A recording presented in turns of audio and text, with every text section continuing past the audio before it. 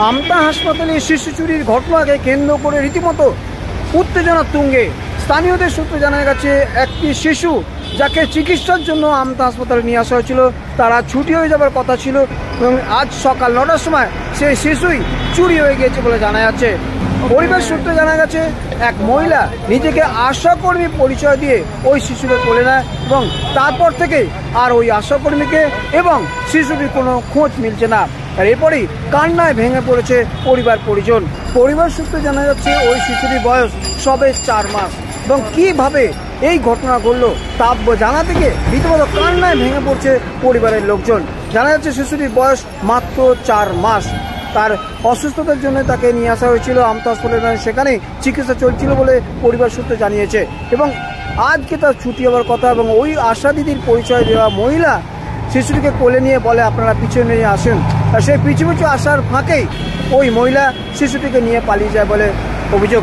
এরপরই বিষয়টি হাসপাতাল কর্তৃপক্ষ এবং ওই সময় হাসপাতালে যে সমস্ত সিকিউরিটি ছিলেন সিভিক আধিকারিকদের জানানো হয় বিষয়টি।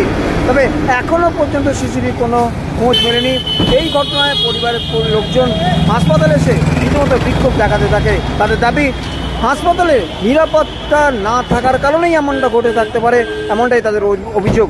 তবে এই ঘটনার পর পুলিশের বিশাল বাহিনী এসে পরিস্থিতি নিয়ন্ত্রণ আনার চেষ্টা করে।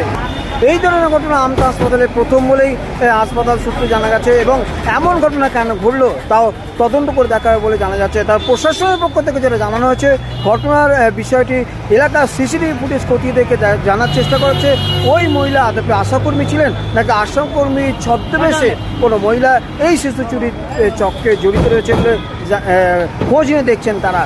সমস্ত বিষয়টি আপাতত পুলিশের নজরদারিতে রয়েছে এবং তদন্ত করে দেখা হচ্ছে এই ঘটনায় অভিযোগ থেকে এবং তাকে দ্রুত গ্রেপ্তার করে শিশুটিকে উদ্ধারের চেষ্টা চলছে বলে পুলিশ সূত্রে জানা গেছে। কল্যাণাধিকারী ও ব্যুরো রিপোর্ট দেখতে থাকুন। 3 দিন বাইরে গেছে, ছেলের কাছ দিয়ে রক্ত বেরাচ্ছিল। এবার ডাক্তারকে ফোন করতে বলছে নার্সিংহোমে ভর্তি করে দাও। নার্সিংহোমে সকালে আমি ভর্তি করতে আসছিলাম, বললে এখানে অনেক ভিড় হয়ে যাবে, আমি আমতায় থাকি, হসপিটালে থাকি, বললে এখানে ভর্তি করো। বলে এখানে ভর্তি করে দিলাম, বললো যে বাচ্চাটাকে তাহলে মার কাছে দিয়ে যাও।